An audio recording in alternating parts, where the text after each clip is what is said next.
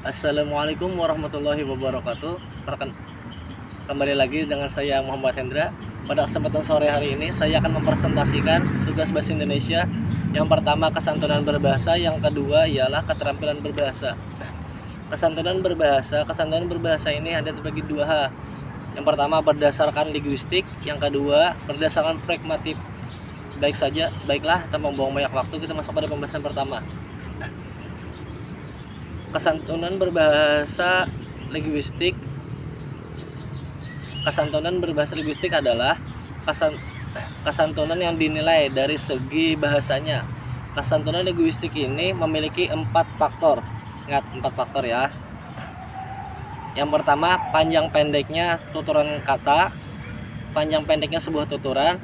Semakin panjang tuturan yang kita ucapkan, maka akan semakin sopan ucapan kita. Contohnya, pinjam bukumu. Itu kan cuma 2 kata. Terdengar sopan atau tidak bagi kalian? Bagi saya tidak, karena itu sebenarnya pendek dan masih banyak lagi yang perlu ditambahkan. Beda halnya dengan contoh berikut ini. Bolehkah saya meminjam bukumu? Nah, itu kan terdiri beberapa kata. Pasti akan terdengar lebih sopan kata yang kita ucapkan. Yang kedua ialah faktor urutan. Faktor urutan ini sangat mempengaruhi. Jika kalimat perintah diletakkan di awal, maka akan terdengar sangat tidak sopan. Contohnya, bersihkan kantor ini dan bersihkan kantor ini. Itu kan seperti tidak sopan, tidak ada kata basa-basinya. Beda halnya kalau kalimat kata perintahnya itu kita letakkan di akhir. Contoh, hari ini kita mengadakan rapat di kantor. Bersihkan dan buang sampah ini. Itu kan justru akan lebih sopan. Baiklah, kita pada pembahasan ketiga. Pembahasan ketiga ialah intonasi dan isyarat-isyarat kinesik. Tentu dari kalian tidak aneh lagi dengan sebutan kata intonasi. Nah, ya betul. Intonasi itu bisa meliputi nada rendahnya suara ataupun yang kita ucapkan dan lain-lain. Intonasi ini sangatlah penting. Karena apa? Karena lewat intonasi lah kita bisa mengetahui orang itu bisa lagi marah, lagi bahagia, lagi tertawa, lagi nangis, dan lain-lain. Yang keempat ialah pemakaian ungkapan penanda kesantunan. Contohnya, maaf,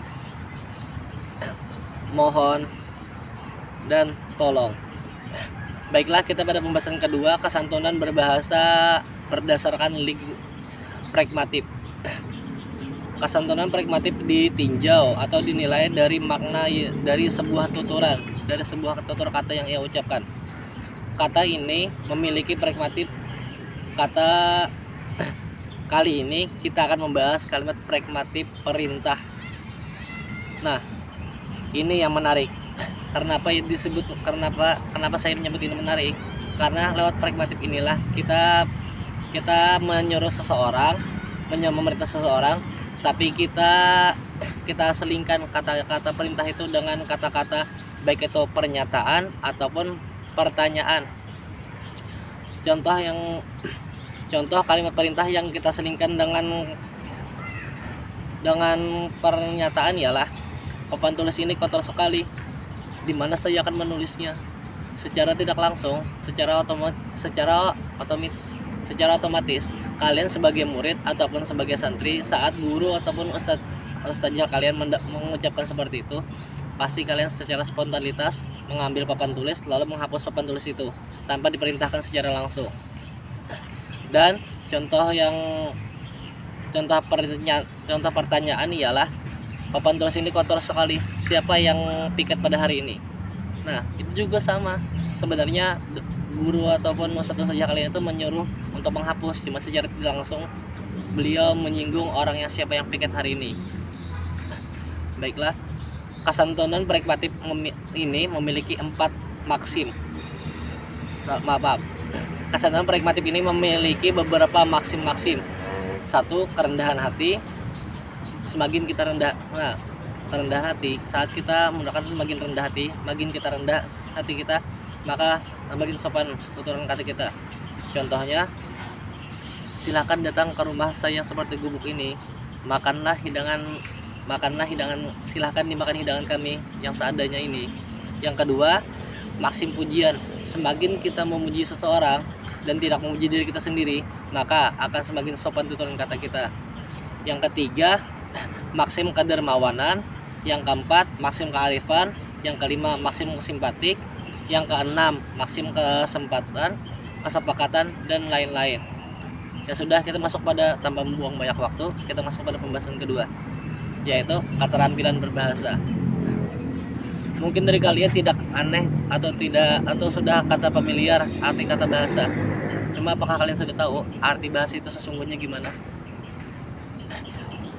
Bahasa merupakan alat komunikasi untuk menyampaikan sebuah gagasan, pesan, dan informasi. Media ataupun alat untuk menyampaikan bahasa ini ada dua hal. Yang pertama bisa melalui lisan atau secara langsung lewat mulut. Yang kedua melalui tulisan. Melalui lisan ini contohnya ialah seperti berpidato, ceramah agama, khotbah, ataupun dan lain-lain. Dan contoh melalui tulisan ialah bisa melalui status, chat, DM, SW, SG, dan lain-lain. Seseorang bisa dinilai santun atau tidaknya berbicara bisa dilihat dari tuturan kata ataupun bahasa yang ia ucapkan. Perlu kita ketahui ada 4 aspek keterampilan berbahasa. Ada 4 ya.